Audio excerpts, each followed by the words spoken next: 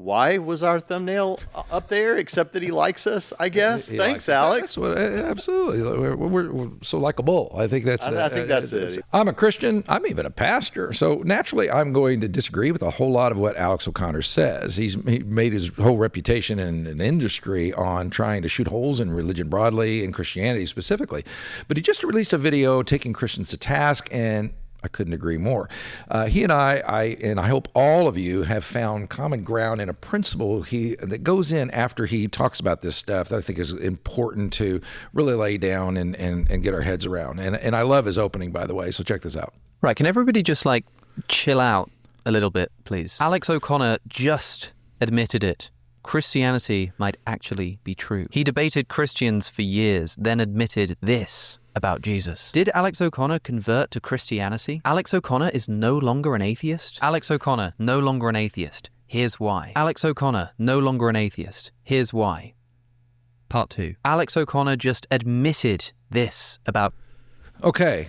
Now, here's the scoop that we have here at One Life Network. So Trinity Radio is a part of One Life Network, and Dr. Braxton Hunter, who's hosts that channel, is a good friend of ours. He's in our congregation, and his thumbnail is right there. He made the Alex O'Connor thumbnail. But we'll talk about this more in depth, but this is Braxton. And so what did you think when you first saw that?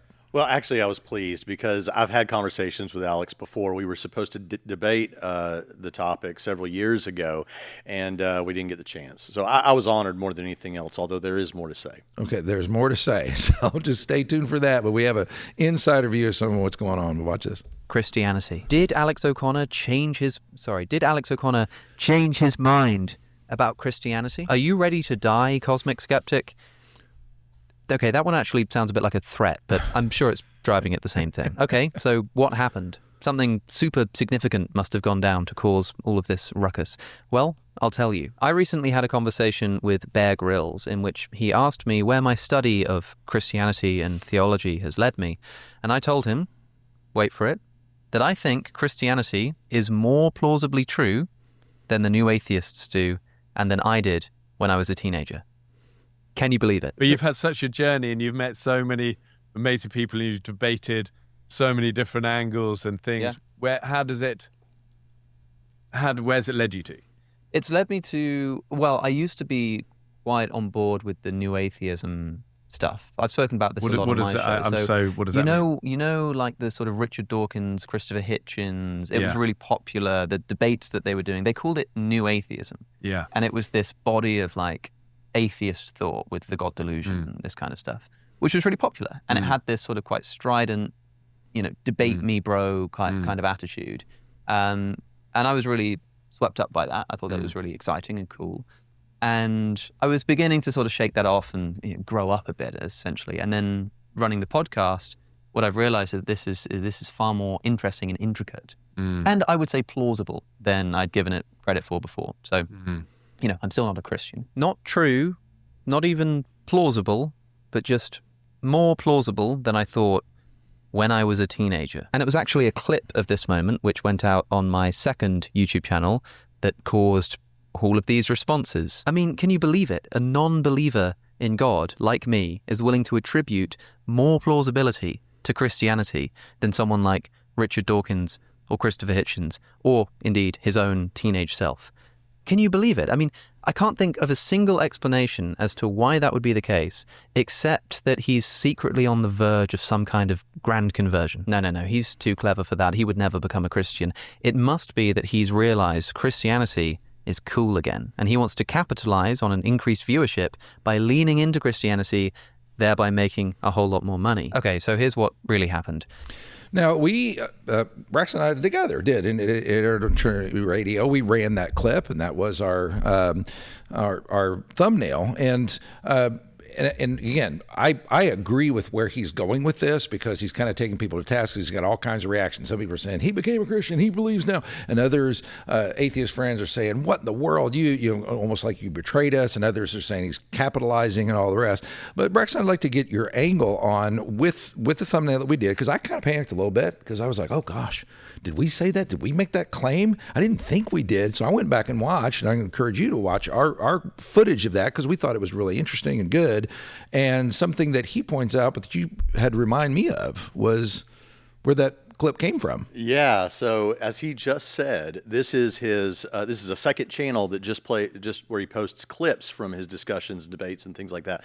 And here he chose that clip. Now, we don't choose clips typically because we hope that no one will watch them. Right. He clipped it out and he titled it that he thought that Christianity is more plausible than he once thought. So, okay, you titled it that, you chose that clip, obviously because you knew it would start a conversation.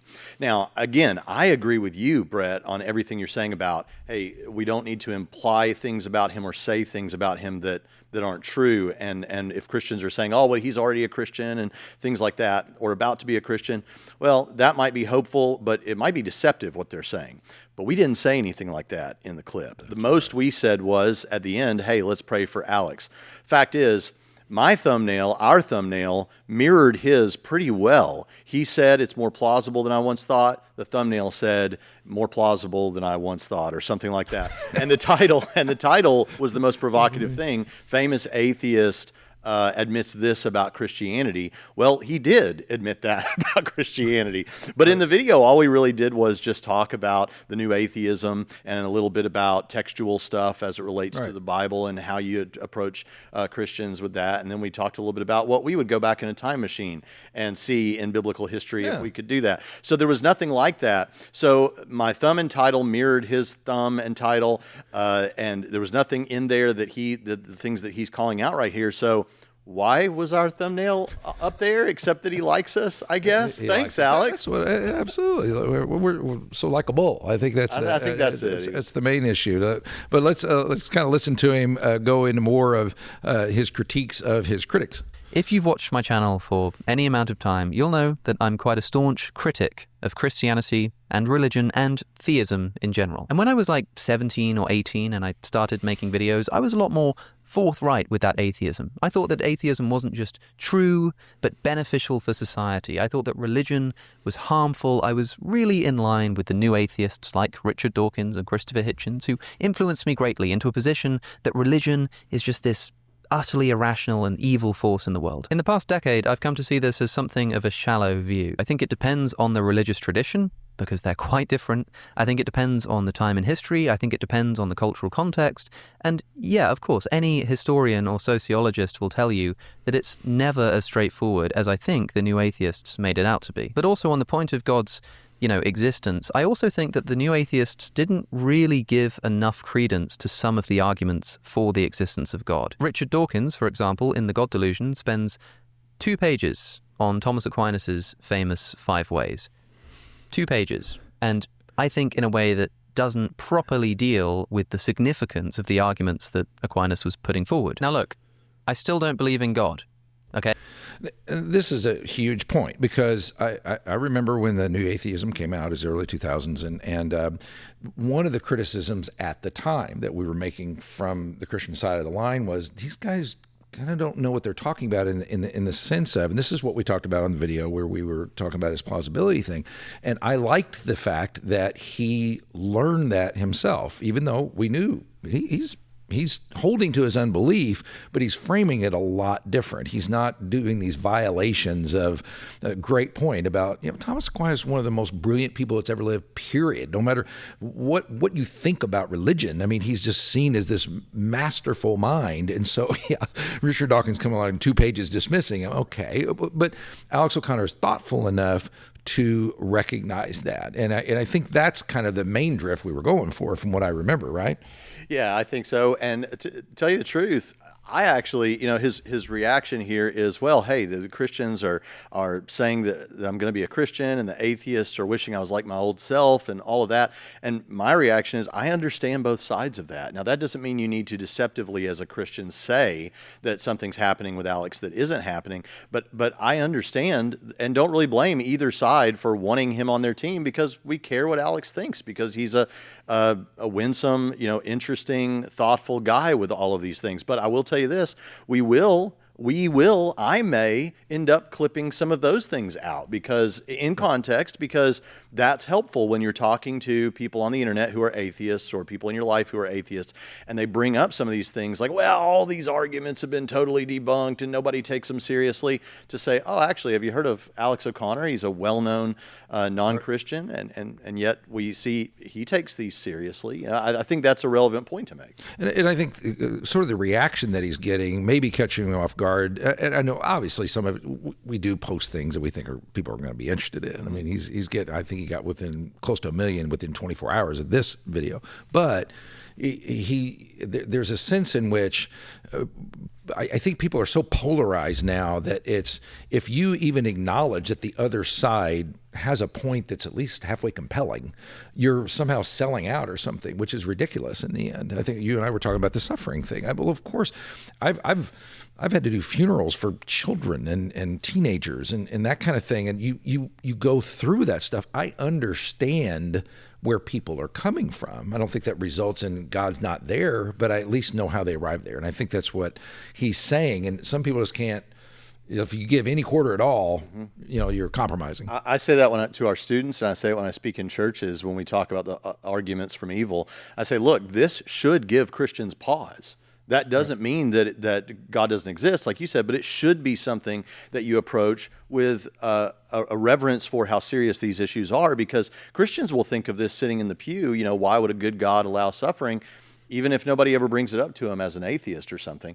And so we should say, well, hold on, that is a relevant consideration that we need to take seriously. Oh, so you're an atheist now? Well, no, I'm not an atheist now, but I'm just saying. I happen to notice there might be a problem. Yeah, so I agree with him about this. Him coming to think is more plausible doesn't mean, but now we would say as Christians, if you now think that, and you previously didn't think even that, then that is at least a step toward what we would hope would one day be the case. I'm not going to tell you, Alex, that I don't hope you one day become a Christian, but I'm not saying that you are.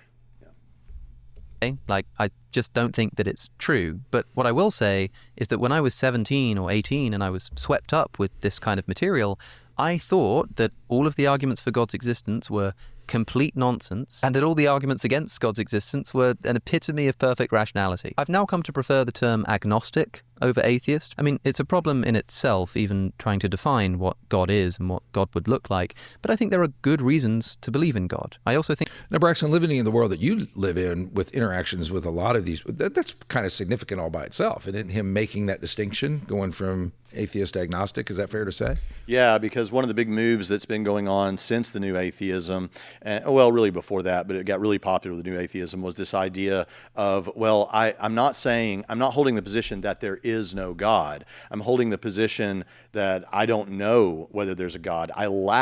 But this is how it's said, I lack a belief in God. So sometimes they're pejoratively referred to as lack theists because they lack a belief in God. They're saying, we're not saying there is no God. We're just saying I lack that belief. I haven't. But see, that would put you classically in a position that we would term agnosticism. Right. Alex used to rail against that, but he's gone to, studied this stuff and studied theology now at an academic level. And now he knows, no, that's what that is. And that's agnosticism. So that kind of helps with a debate. And the only reason that's important is because some atheists on the internet might want to make that move merely because, and this isn't always the case, but merely because they don't want to have any burden of proof. I'm not saying that there isn't a God, so I don't have to give you reason to believe there is no God. Oh, okay. So it's a relevant move. Okay, and that's why people are maybe a little bit more excited than he thinks they're warranted to be. There are very good reasons to not believe in God. And some of you might be thinking, what, like good reasons to believe in God? What are you talking about? I don't mean like conclusive reasons. I don't mean that I have like an argument which should compel a rational person to say that God exists. I just mean that there are like compelling considerations. And look, I don't really want to go into them now, and I don't have time exactly, but that's not even the point, because all this video is a clip from a podcast in which, by the way, Bear Grylls just like asks me, where has this led you? And I say, since the beginning of my career? I mean, I think it's more plausible than I did when I was a teenager. That's it. That's not like an extraordinary thing to say. I mean, if you were listening to a Christian who started out when they were 17 on YouTube talking about like why Christianity is definitely true, and someone asked them 10 years later, where their exploration of philosophy had led them. And they said something like, I've got to say, like, atheism has a lot more going for it than I thought when I started when I was 17. It posed a much sort of bigger challenge. I think there were lots of interesting considerations, the problem of evil and divine hiddenness. There are really robust philosophical versions of this. They might say, as someone who's a Christian, I've realized that atheism is much more plausible than I thought when I was a teenager. And similarly, it shouldn't be that surprising to hear an atheist who has for the past 10 years dedicated his life to studying philosophy and theology say that, yeah, there are some pretty good arguments on the other side. Use my link to get 40% off their unlimited access Vantage plan. And with that said, let's talk about some online bias, shall we? The thing that really annoys me is that there are like two kinds of responses to this video that I've been getting that I don't like. One is from the Christian community who say, aha, I knew it. He's on the verge of conversion. He's definitely about to become a Christian, and we're just waiting for Jesus to fully open his eyes, or something like that. The second is from atheist listeners who think that I've essentially lost my mind. And that also tends to come along with this idea that I'm grifting, right? That I'm kind of trying to cotton onto a trend and, I don't know, make more money off, like, pretending to be nearly a Christian or something. Alex sees that there is a massive fascistic turn happening and is now becoming Christian to save his own skin. Cowardly. What a fraud. Just fast forward to your inevitable coming to Jesus moment and stop wasting people's time. You can pivot your channel's content to atheist converts to Christianity and realizes how wrong he was all along. The Bible thumpers will eat it up. Sad to see stupidity prevail over logic and intelligence. Sad atheist grift failed. Time to jump on the megachurch conversion Christian tour. It's sad and pathetic to watch someone who was once respectable turn into a complete grifter. So, how much did the lobby pay you? Alex is quasi-famous now, and he can't afford a haircut that doesn't look like a small dead animal on his head. Actually, that one's fair enough. Oh dear. Okay. First of all, those were brutal, and the last one was pretty funny. Yeah, now old Alex has fallen too. Only Dawkins left. I'm sorry, but fallen from what? Like, fallen from the kind of steadfast atheism which says that there is literally no such thing as a plausible argument for religion or Christianity. That there's not like one marginally good reason to think that religion or Christianity might be true. If that's your position, we're just not on the same page. But that is not the same thing as becoming a Christian or being on the verge of doing so. And I think that some of the responses I've been getting to this demonstrate an incredibly low, like, barrier of intellectual engagement, right? Because if you just saying that the other side, so to speak, is maybe more plausible than some people give it credit for, and actually there are some good reasons to disagree with my position. I still believe what I believe, but I think there are good reasons that I have to tackle on the other side. If just saying that is enough to get accusations that you either must be on the brink of a conversion or you're like outwardly grifting to the other side, what does that say about the state of our ability online to have conversations about important topics? I think that the starting point of an interesting conversation should be, I think that what you're saying is really interesting and plausible, but I disagree with it, and I'm going to tell you why. If our starting point is just, there is nothing you could possibly say that will rationally convince me, because your position is rationally indefensible. Not only that, but it's also evil and a terrible force in the world. And right now, I just don't think there is anything you could possibly say to me at all to convince me that your worldview is even more plausible than its fiercest enemies propose. If that's where you're at, then fair enough, you can hold that view. I can understand looking at religions like Christianity, or for a Christian looking at atheism and just thinking that is nonsense and there is no way I can even take that seriously. Fine, you can do that, but that's not what I'm engaged in. I'm trying to have interesting conversations with people because I think that most people have something interesting to say. Yeah, to his credit, and this is what we brought up in the last video, and I think it bears repeating, is what he just said. That's the state of dialogue now. If you go into conversations with people and you think, anything that you say is idiotic and foolish and stupid, I'm not going to receive that. Well, first of all, why would you even have a conversation if I know that about you? Okay, well, we're done. There's nothing to talk about. And I like this line of, I want to have interesting conversations with interesting people. I want to explore what they have to say. I mean, I have to agree.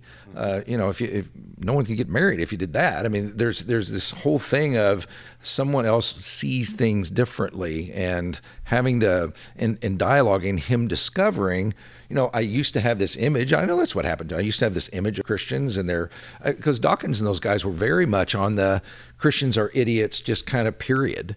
And then I think he's discovered there's a few people that might be kind of bright, and know things that he didn't know. Christians keep repurposing my material for their hopeful worship music in the background, Instagram reels talking about how great Jesus is. Sometimes when I'm asked about Christianity or religion on a podcast or something, my co-conversationalist doesn't know that much about Christianity, or is interested but hasn't really cared about it, or is someone who is a fervent atheist. And in any of those situations, it will serve the conversation quite well for me to try to steel man Christianity, for me to say...